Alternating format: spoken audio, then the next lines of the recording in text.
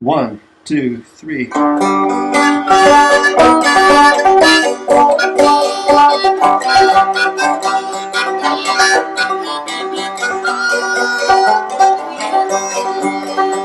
there's no pads and mopeds and peds that pedal the sea, but the best peds are mopeds, and they're the peds for me. It's Moped Talk with Brian and Phil. Welcome to episode 2 of Moped Talk. I'm Phil. And I'm Brian. And we're still recording live in our studio apartment. And that joke is still funny. Are you being ticketed? Do you have several years of unfiled bills of sale? Is Johnny Law coming to your home or place of business to hassle you about your mopeds? Hello, I'm Patrick Cox, founder of Pedmasters. At Pedmasters, we solve your moped problems. Our former law enforcement agents and moped professionals will help solve your moped problems. Don't wait, call today. In response to last week's episode, we will be answering some questions that our listeners sent in. Send your questions to mopedtalk@gmail.com. Aaron Analog writes, many of the people who buy the MVT have issues with the boxes screwing up. On my Peugeot 103, the advanced circuit burnt out, making it go full advance at all times. Would it be possible to set my timing to something like 0.4 millimeters after top dead center to correct the timing back to 1.5? Is there any hope for us MVT owners to get replacement boxes? Well, Aaron, I'm going to go ahead and say there's always hope. Don't ever give up hope. In fact, many people's moped run solely on hope. As far as changing your timing, sure, go for it. If you can mechanically adjust your timing to 0.4 millimeters after top dead center, why not? What's the worst that can happen? You put a hole in your piston. They're not that expensive. And, you can at least get more of those, right? I guess you're having trouble getting boxes, so hope that helps. Kevin Melange writes, hello. I would like to hear a little about variator tuning, in general, and specifically, Vespa/Polini stuff. Okay, so let's not get overcomplicated here. In general, variators are good to have.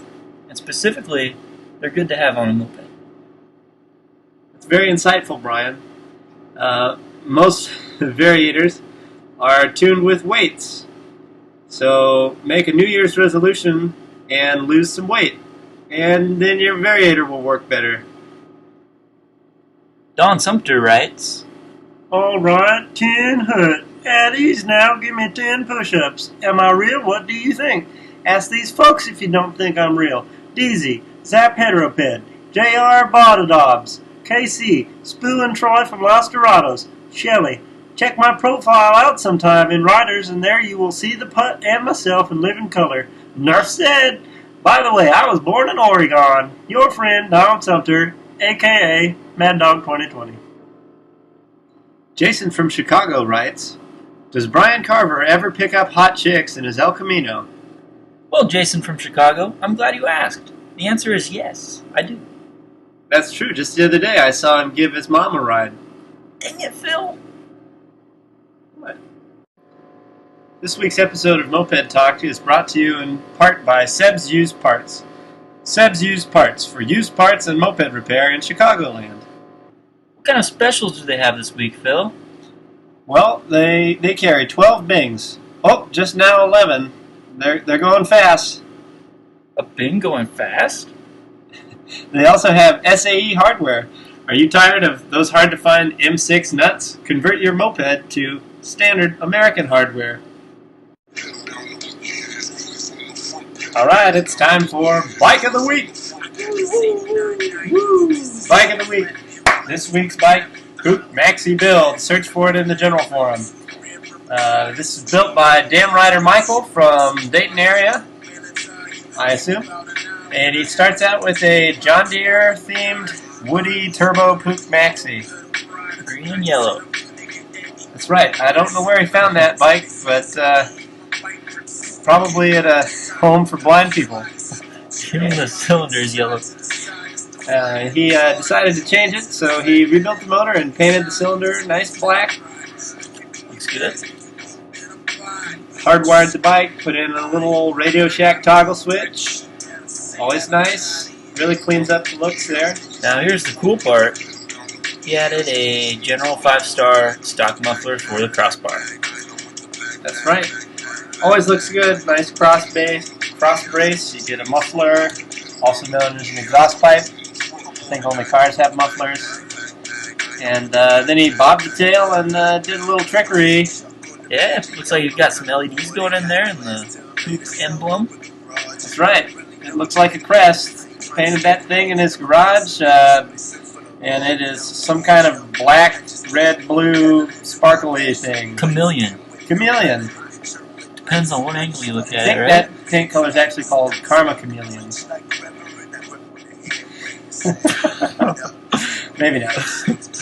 And some homemade clip-ons. that's right, mountain bike clip-ons. Yeah, looking good. Those LEDs, they look real nice. I wonder how long they'll last. Anyway, so congratulations, Bike Build of the Week, Damn Rider Michael. Yeah, good job. Well done. Keep And up the good work. Damn Riders are making some really cool bikes. Check them out.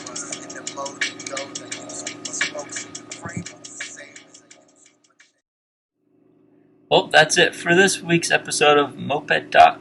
Keep sending your questions to mopedtalk@gmail.com. We're going to leave you with the following question. Please submit your answer to mopedtalk@gmail.com. If you get it correct, we will give you a shout out on next week's show. The question is, what side of a moped is the cleanest? Good luck. See you next week, Bye. if we do it again.